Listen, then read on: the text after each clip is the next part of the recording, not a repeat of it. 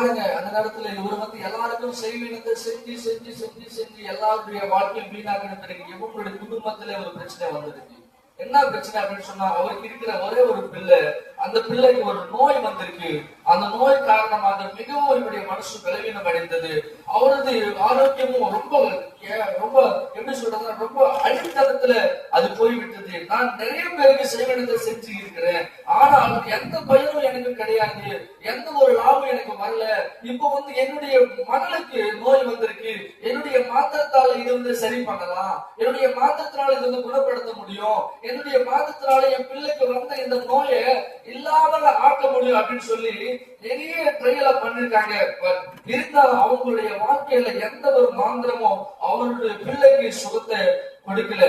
அந்த நேரத்துல ஒரு நண்பன் வந்து இவர்கிட்ட வந்து சொல்றாரு, என்ன சொல்றேன்னா, என்னப்பா உங்க பிள்ளைக்கு இன்னும் உடம்பு சரியில்லாம தான் இருக்கா, இன்னும் அந்த பிள்ளை வந்து சுகம் கிடைக்கவில்லையா, அப்ப நான் உனக்கு ஒரு வழியை காட்டுறேன், அது நீ கேட்கறியாப்பா அப்படின்னு சொல்லிட்டு அந்த நண்பன் வந்து சொன்ன பிறகு, சரிப்பா நான் எவ்வளவு முயற்சிட்டேன், எவ்வளவு பார்த்துட்டேன், ஆனாலும் என்னுடைய பிள்ளைக்கு வந்து சுகம் கிடைக்கல, நான் என்ன பண்ணணும் சொல்லு, அது ஏற்ற மாதிரி நான் செய்யறேன் அப்படின்னு சொன்ன பொழுது அவருடைய நண்பன் இயேசுவிடம் போ என்று சொல்லி அந்த இயேசுவை அறிமுகப்படுத்துவார் இந்த மாந்திரத்தை செய்கிற இந்த மந்திரவாதிக்கு. அல்லேலூயா, அல்லேலூயா.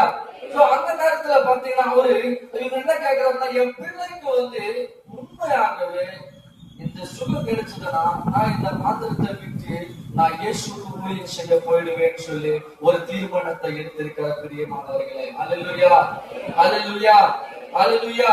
அப்போ அவர் சொன்ன என்ன வார்த்தைனா, சரி நீங்க போ, நீ போய் அந்த இயேசுவை ஜெபம் பண்ணு, அப்போ உங்களுடைய மகளுக்கு வந்து சுகம் கிடைக்கும் என்று சொல்லி அந்த நண்பன் சொன்ன பிறகு அவருக்கு கேட்டிருக்கிறாரா, அந்த இயேசு யாரு, அந்த இயேசு எப்படிப்பட்டவரு, நான் இவ்வளவு பாவத்துல செஞ்சிருக்கிறேன், இவ்வளவு செய்வினத்தை செஞ்சிருக்கிறேன், எத்தனை குடும்பத்தை அழிச்சிருக்கிறேன், அதனால இந்த சாபம் அந்த சாபம் எல்லாமே சேர்த்து என் பிள்ளைக்கு வந்திருக்கு, எவ்வளவு பாவத்தை பண்ண என்ன இயேசு மன்னிப்பாரா என்று சொல்லி இவர் வந்து அந்த கோரியா மொழியில வந்து பேசி அவர்கிட்ட சொல்லியிருக்கிறாரு. இல்ல நீ போய் ஜெபம் பண்ணு, நீ செய்த எல்லா பாவத்தையும் ஆண்டவராகிய இயேசு கிட்ட நீ என்ன பண்ணு, ஒப்படைச்சிரு, அது வந்து என்னுடைய தவறுன்னு சொல்லி அவர்கிட்ட ஒப்புரவாயிடு. அப்ப கர்த்தர் வந்து உங்களுடைய பிள்ளைக்கு நிச்சயமாக விடுதலை கொடுப்பார் என்று சொல்லி அனுப்பி வச்ச பிறகு தேவனுடைய ஆலயத்திற்கு அவர் போயிட்டு அவருடைய குடும்பத்தையும் கூட்டிட்டு போயிட்டு, ஆண்டவரே எப்படியாவது என்னுடைய வாழ்க்கையை மாறணும், என் பிள்ளையுடைய அந்த வியாதி போகணும், என் வாழ்க்கையை மாற்றுங்கன்னு சொல்லி அவர் ஜெபிக்க ஆரம்பித்தாங்க. எந்த கிராமங்கள்ல போயிட்டு செய்வினத்தை எல்லாம் செஞ்சாலோ அதே கிராமத்துல எல்லா வீட்டுக்கும் போய் என்ன மன்னிச்சிருங்க அப்படின்னு சொல்லி எல்லா வீட்டுக்கும் போய் மன்னிப்பு கேட்ட பிறகு அவருடைய பிள்ளைக்கு தேவன் சுகம் கொடுத்திருக்கிறார். அல்லேலூயா, அல்லேலூயா.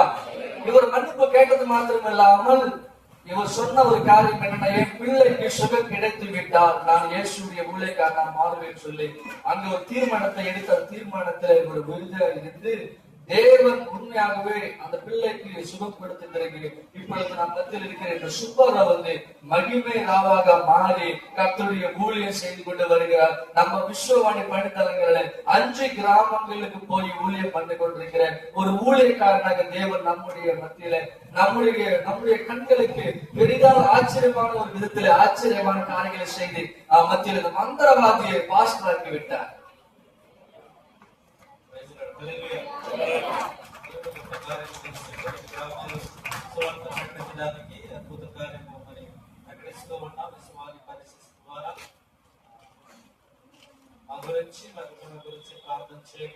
என்னுடைய வாழ்க்கையை மாற்றின தேவன், என்னுடைய குடும்பத்திற்கு சூழ்நிலை மாற்றின தேவன்.